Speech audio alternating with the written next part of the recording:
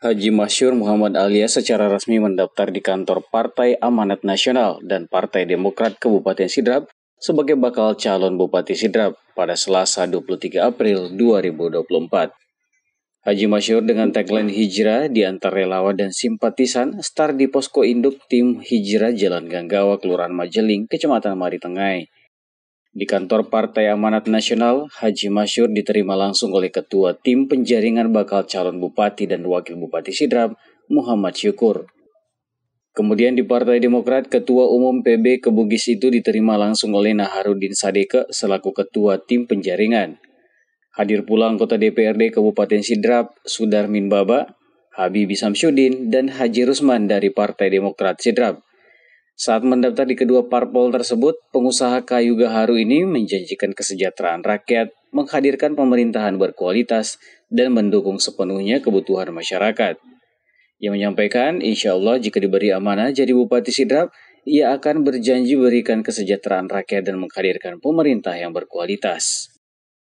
Pendaftaran tadi kita lakukan karena ini merupakan mekanisme partai. Jadi partai itu masing-masing partai punya aturan.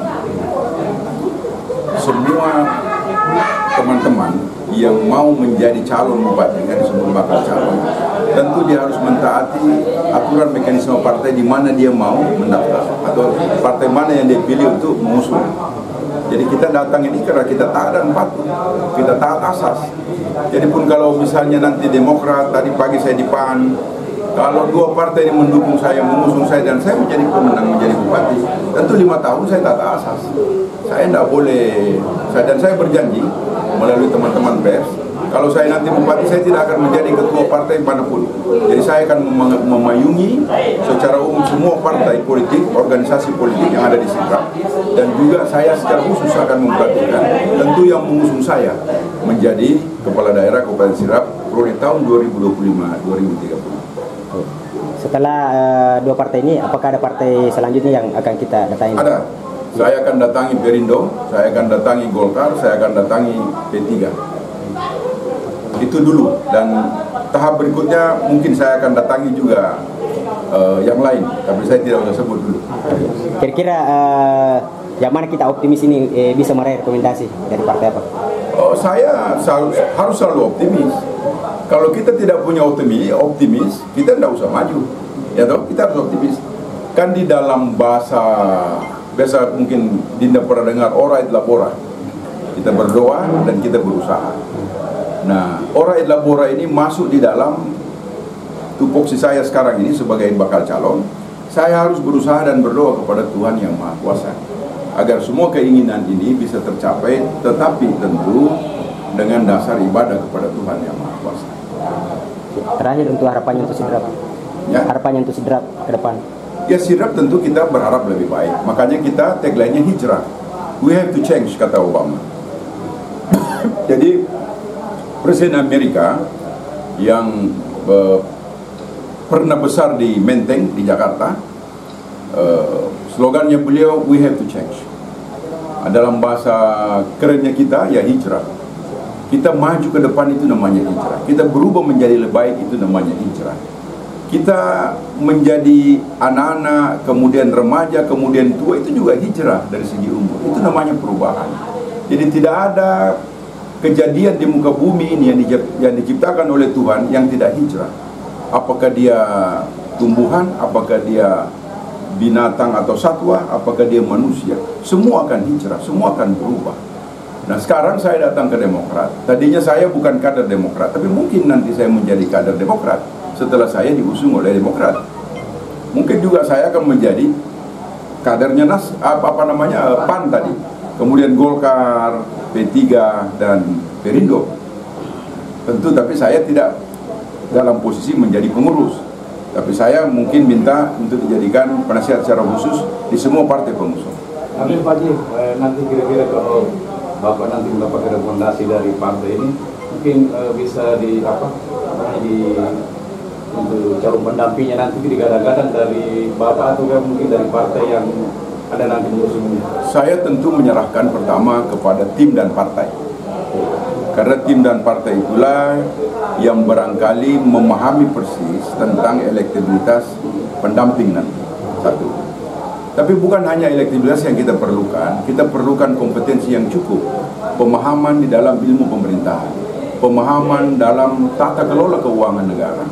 Ini perlu kita betul-betul selektif, karena wakil itu salah satu tupoksinya adalah pengawasan. Kalau dia mengawasinya kurang bagus, bocoroi, akan ada masalah banyak. Tentu kalau kita banyak melakukan kesalahan, tentu pemerintah pusat ragu-ragu memberikan kita dukungan, terutama tentang liquid, dana cair ya, dana tunai. Kan kita perlu dana tunai untuk membangun daerah ini. Oleh karena itu kita perlu berkelakuan baik sesuai dengan aturannya negara, aturannya agama, dan aturannya adat. Makanya tadi saya bilang kalau saya bupati, 3 itu menjadi dasar pemerintahan yang saya laksanakan.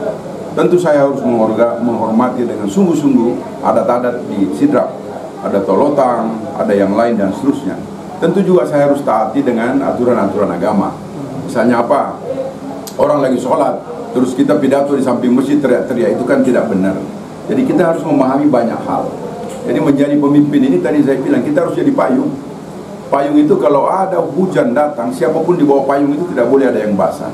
Siapapun di bawah payung itu, kalau ada panas matahari yang datang, tidak boleh juga ada di bawah payung itu yang kepanasan. Kurang lebih begitu filosofi menjadi pemerintah. Kita harus banyak mengalah. Baik, sedikit ini mungkin secara garis besar saja visi misi yang Anda usung untuk... Visi misi saya sederhana. Saya mau menghadirkan pemerintahan yang berkualitas, yang good governance. Jadi kalau pemerintahnya berkualitas, tentu kita akan dilirik oleh pemerintah pusat, pemerintah provinsi, swasta nasional, swasta internasional. Terus janji Bapak untuk masyarakat supaya... Kita dengar, saya belum selesai. Jadi satu itu, saya akan menghadirkan pemerintahan yang berkualitas. Kemudian saya akan menghadirkan masyarakat yang sejahtera. Kemudian saya menghadirkan pemerintahan yang sepenuhnya berpihak kepada mendukung masyarakat. Apa dia? Misalnya pajak saya turunkan. Terus saya akan melakukan evaluasi tentang itu bantuan langsung tunai atau bantuan-bantuan pemerintah yang saya banyak dapat laporan tidak tepat sasaran. Ada orang kaya kebagian, maksud orang mampu bukan kaya. Ada yang miskin tidak kebagian. Ini harus saya evaluasi semua. Banyak hal. Kemudian tujuan saya jadi bupati, saya mau datang menyelesaikan masalah. I come to Sidrap to solve all the problem. To solve all the problem. That is my vision. Jadi saya datang menyelesaikan masalah.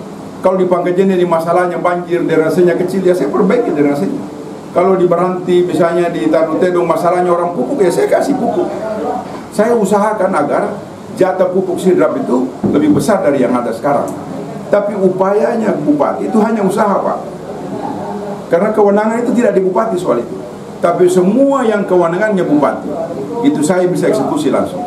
Tentu dengan aturan-aturan main. Tentu ada koordinasi dengan legislatif, tokoh masyarakat, dan seterusnya. Itu tidak spontan, apa kita mau langsung jadi, tidak, itu mengikuti prosedur.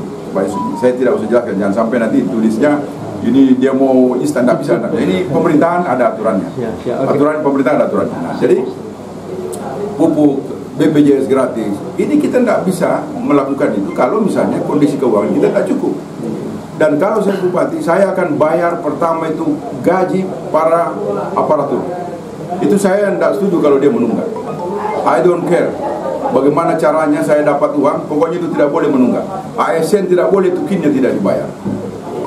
Sertifikasi guru tidak boleh terlambat, tukinnya tidak boleh terlambat. Gaji kepala desa tidak boleh terlambat, tidak boleh. Tidak boleh. Saya akan bayarkan tunai sesuai dengan haknya mereka. Karena agama bilang bayarlah upahnya orang sebelum keringatnya kering. Coba itu perintah itu. Perintah itu. Makanya tadi saya bilang 3 dasar: adat, agama, dan pemerintah negara. 3 aja. Jadi semua yang diperintahkan oleh 3 ini saya harus laksanakan. Itulah yang menjadi dasar pokok, dasar utama pemerintahan ke depan. Dari Pangkajen, Kecamatan Maritengah, Kabupaten Sidrap, Erwin Parolai mengabarkan.